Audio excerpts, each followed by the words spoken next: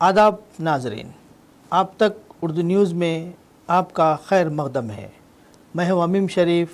पेश है आज की अहम खबरें। Telangana director general of police CV आनंद ने आदिलाबाद के दौरे के दौरान वाजे किया कि अवाम के जान और माल का तहफ़्फ़ुज़ और रियासत में अमन व अमान का क़याम तेलंगाना पुलिस की अवलिन तरजीह है। आदिलाबाद पुलिस हेडक्वार्टर में मुनक़िद प्रेस कॉन्फ्रेंस से खिताब करते हुए DGP ने कहा कि अवामी ताउन से जराइम पर काबू पाने, सड़क हादसात की रोकथाम और मंशियात के खात्मे के लिए मौसर इक़दाम जारी है। इन्होंने बताया कि गुज़िश्ता चंद बरसों के मुकाबले में रियासत में सड़क हादसात में नुमायाँ कमी आई है और हादसात की शरह तकरीबन 50% तक घट गई है। DGP ने कौमी शाहरों पर गैर कानूनी पार्किंग को हादसात की एक बड़ी वजह करार देते हुए अवाम से ताउन की अपील की। इन्होंने गाड़ी चलाने वालों को सीट बेल्ट और हेलमेट के इस्तेमाल, रफ्तार पर काबू रखने और गुनूदगी की हालत में ड्राइविंग से गुरेज करने का मशवरा दिया। CV आनंद ने नौजवानों को मंशियात से दूर रहने की तलकीन करते हुए कहा कि नशावार अशिया माशरे और मुस्तकबिल दोनों के लिए ख़तरनाक है। इन्होंने गांजा की गैर कानूनी काश्त और स्मगलिंग में मुलव्विस अफराद के खिलाफ सख्त कार्रवाई का भी इंतबाह दिया। बाद हज़ार रोड सेफ्टी और ट्रैफिक नज़्म ज़ब्त के फ़रोग़ के लिए DGP CV आनंद ने traffic training institute, children park, car hydraulic system और कलेक्ट्रेट चौक पर जदीद ट्रैफिक सिग्नल्स का जिला कलेक्टर आदिलाबाद राजा शीशा, जिला SP आदिलाबाद अखिल महाजन IPS, आदिलाबाद रुकन assembly Payal Shankar, municipal chairperson Bhandari Anusha, market committee chairman Buranchu Srikanth Reddy के हमरा बाज़ाब्ता इफ्तिताह अंजाम दिया।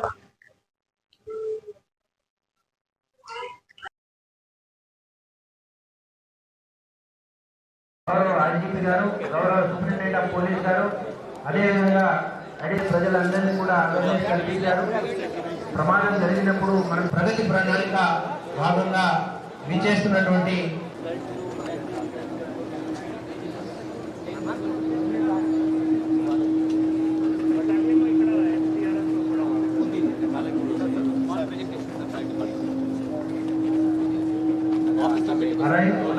కార్యక్రమంలో భాగంగా మన దగ్గర గ్రామ పంచాయతీ తోటంపల్లి రోజు తెలంగాణ DGP గారు అన్ని స్టాల్స్ ఏర్పాటు చేశారు. స్టాల్స్లలో ఇందులో భాగంగానే త్వరగా చేరుకోవడం కంటే సురక్షిత కలెక్టర్ గారు శ్రీ రాజర్షి షా గారికి కూడా స్వాగతం సుస్వాగతం. అడిషనల్ SP ఆదిలాబాద్ అడ్మిన్ శ్రీమతి P మౌనిక గారిని కూడా జిల్లా పూర్వ అడిషనల్ SP ఇప్పుడున్నటువంటి DGP సార్ గారికి స్వాగతం గారు ఇవ్వాల్సిందిగా కోరుతా ఉన్నాం. అదేవిధంగా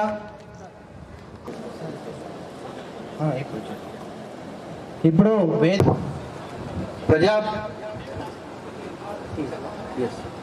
ప్రజాపాలన ప్రగతి ప్రణాళిక తోషం నిర్వహిస్తున్నటువంటి గ్రామ సభకు విచ్చేసి మన అందరినీ కూడా సందేశాన్ని ఇవ్వబోతా ఉన్నారు. ఆలయం నుంచి ఇక్కడికి వచ్చేసి ఉన్నారు DGP గారు. వారు ఇప్పుడు మాట్లాడబోతా ఉన్నారు. అంతకు ఈ రోజు ఎందుకు కోల్పోవలసి వచ్చింది, దానికి గల కారణాలు ఏంటిది, ప్రజా పాలన ప్రగతి ప్రణాళికలో గ్రామ పెద్దలు సిద్ధంగా ఉండాలని కూడా కోరడం జరుగుతుంది. మాట్లాడవలసి ఉంటుంది. అంతకు ముందు దయచేసి సార్ ఒక ఇద్దరు అన్ని వివరించారు.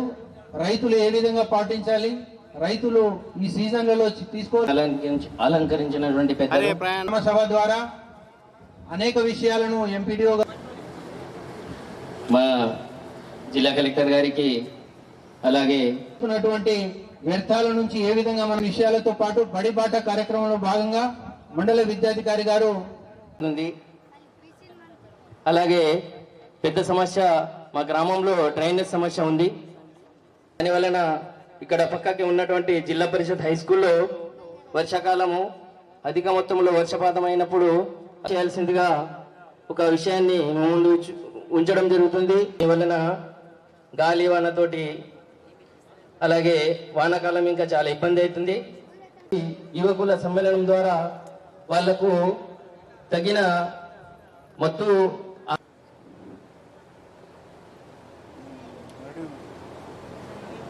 అలాగే సార్ శ్రీ చంద్రశేఖర్ రెడ్డి ఐపీఎస్ గారిని మాట్లాడవలసి సర్పంచ్ గారు, మా ఇతర పోలీస్ అధికారులు, ప్లస్ ఈ కార్యక్రమం తర్వాత గౌరవ ముఖ్య అతిథులు తెలంగాణ రాష్ట్ర డీజీ గారు సివి ఆనంద్ సార్ ఐపీఎస్ గారికి గ్రామస్తుల చేత సన్మాన కార్యక్రమం ధన్యవాదాలు తెలియజేస్తూ ముగిస్తున్నాను. Thank you sir. Body parts అన్ని కూడా ప్రెస్ అయిపోతాయి. ఈ విషయం ఇక సగం మంది అంటున్నారు. వాళ్ళకు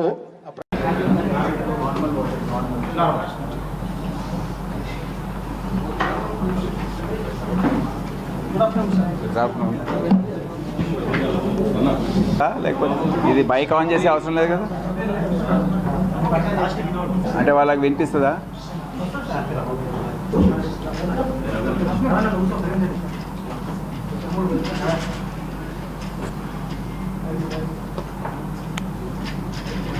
స్టార్ట్ చేయొచ్చా? ఇప్పటికే లేట్ అయిపోయి. ట్రాఫిక్ యాక్సిడెంట్స్లో చనిపోతున్న వాళ్ళ వివరాలు, ట్రాఫిక్ యాక్సిడెంట్స్ సంఖ్య ఏదైతే ఉందో అవన్నీ కూడా చూస్తే గణనీయంగా తగ్గినాయి. ఈ 5 నెలల కాలంలో గత సంవత్సరం దాదాపు 72 మంది ఆదిలాబాద్ జిల్లాలో చనిపోయారు. ఈ సంవత్సరం మే నెల ఆఖరి వరకు కేవలం 48 మంది చనిపోయారు. దాదాపు 50% తగ్గిపోయింది. సో వేగంగా వాహనాలు వెళ్ళిన సందర్భంలో ఈ యాక్సిడెంట్స్ జరుగుతూ ఉన్నాయి. ఈ హైవే పైన పార్కింగ్ ఏదైతే అక్రమ పార్కింగ్ వల్ల మేము యాక్సిడెంట్స్ అనలైజ్ చేస్తే అక్రమ పార్కింగ్ వల్ల ఎక్కువ శాతం యాక్సిడెంట్స్ జరిగి ఉన్నాయి. సో అది నివారించాలి. దాంట్లో గ్రామస్తుల బాధ్యత కూడా ఉంటుంది. 2 వీలర్స్ నడిపేవారు హెల్మెట్స్ ధరించడము, 4 వీలర్స్లో వెళ్ళే వాళ్ళు front seat belt, back seat belt ధరించడము. దానివల్ల 50% మనము ఇమీడియట్గా తగ్గించుకోవచ్చు ఈ మరణాలు ఏవైతే ఉన్నాయో యాక్సిడెంట్స్లో. సో అది కూడా వారికి తెలియజేయడం జరిగింది. మనం డ్రైవింగ్ చేసేటప్పుడు కూడా డిఫెన్సివ్ డ్రైవింగ్ చేయాలి. ఎప్పుడు కూడా మనము, మీకు అందరు తెలుసు, మనము తప్పు చేయకపోయినా యాక్సిడెంట్ జరగవచ్చు.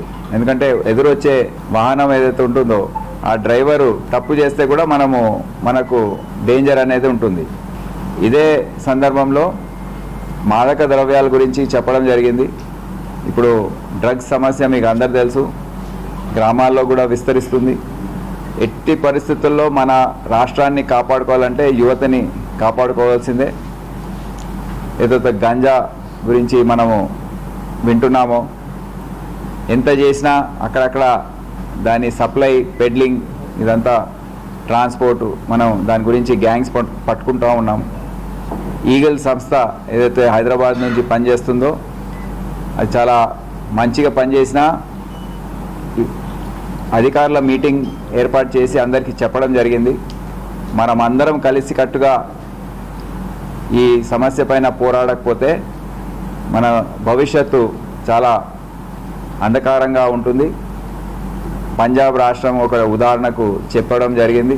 ఏ విధంగా అది ఒక 20 సంవత్సరాల క్రితం ఏ విధంగా ఉండేది, అక్కడ ఉత్పత్తి కానివ్వండి, ప్రగతి కానివ్వండి ఏ విధంగా ఉండేది, ఇప్పుడు ఏ విధంగా మారింది. కేవలం ఒక్క సమస్య వల్లనే, అది డ్రగ్స్. అక్కడ బాగా విస్తరించడము, గ్రామంలో ఇంటింటిలో అది విస్తరించడము, దాని సరైన ప్రణాళిక లేక, సరైన అవగాహన లేక ఏ విధంగా మారిందో మనం ఎట్టి పరిస్థితుల్లో ఆ విధంగా కావడానికి వీల్లేదు. చట్టాలని గట్టిగా అమలు చేయడము, తప్పు చేసిన వారిని గట్టిగా వారి పట్ల కఠినంగా ఉండడము, ఎవరైతే కావాలని ఉల్లంఘిస్తున్నారో వారిపైన చట్టాల్లో ఉన్న సెక్షన్స్ ఏవైతే ఉన్నాయో దాన్ని వాడుకోవడం. సెక్షన్స్ ఆఫ్ లా మాకు అందుబాటులో ఉన్నాయి. మెసేజ్ ఏంటంటే ఏ టైప్ ఆఫ్ న్యూసెన్స్, ప్రజలకు ఇబ్బంది కలిగించే విషయం ఏదైతే ఏదున్నా దాన్ని పోలీస్ వదలదు.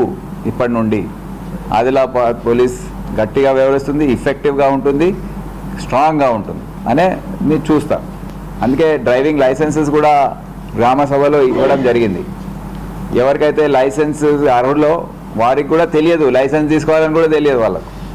సో మేమే కనుక్కొని లైసెన్సులు ఇప్పడం జరుగుతుంది. మైనర్స్ డ్రైవింగ్ అనేది చాలా పెద్ద సమస్య మన దేశంలో. తల్లిదండ్రుల బాధ్యత అవుతుంది. వాళ్ళు ఇష్టం వచ్చినట్టు పిల్లలకు 2 వీలర్స్ కొనియడము, 4 వీలర్స్ కొనియడము, వాళ్ళకి డ్రైవింగ్ ఏజ్ లేకపోయినా వారిని పర్మిట్ చేయడము.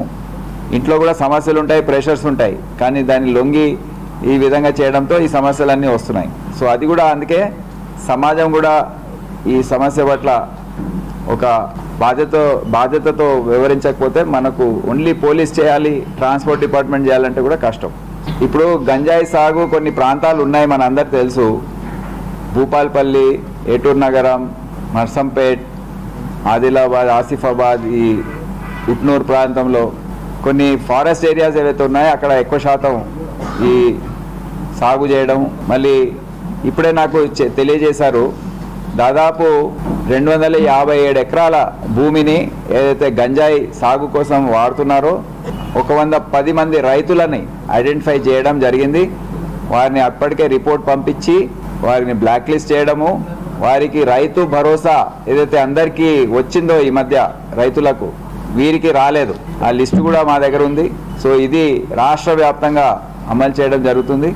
సో దాని ద్వారా గంజాయి ఉత్పత్తి ఏదైతే ఉందో దాన్ని కంట్రోల్ చేయడం రాష్ట్ర ప్రభుత్వం కూడా ఒక పాలసీగా తీసుకుంది. మేము కూడా మా రేడ్స్ చేసినప్పుడు ఇన్ఫర్మేషన్ బట్టి అటువంటి ఏరియాస్ అన్నీ కూడా ఐడెంటిఫై చేస్తున్నాం. ప్రజెంట్ ఉన్నది 1200, దాంట్లో తక్షణమే 500 మందిని మేము తీసేస్తున్నాం. తీసేసి వాళ్ళని ఈ ట్రాఫిక్ బ్యూరో కొత్త వస్తున్నాయి కదా దాంట్లో పెట్టబోతున్నాం. Traffic management and road safety bureau. అటువంటివి ఇంకోటి డీజీస్ టెక్నికల్ టీమ్ అని ఒకటి వస్తుంది, టీ స్పార్క్ అంటున్నాం దాన్ని. ఇంకోటి విజిలెన్స్ అండ్ ఎన్ఫోర్స్మెంట్కి ఒక ఎన్ఫోర్స్మెంట్ వింగ్ ఏర్పాటు చేస్తున్నాము. Food and drug food adulteration ఉంది కదా, ఈ మధ్య ఫుడ్ అడల్టరేషన్ వల్ల బాగా క్యాన్సర్ కూడా పెరిగింది. సో దానిపైన ఎటువంటి ఎన్ఫోర్స్మెంట్ వింగ్ లేదు సరిగా. సో ఫుడ్ అడల్టరేషన్ వింగ్ ఒకటి, ఫుడ్ అడల్టరేషన్ ఉంది కానీ ఎవరు లేరు దాంట్లో, సిబ్బంది లేరు. సో దీంట్లో నుంచే మేము ఏదైతే 800-900 మందిని తీస్తున్నామో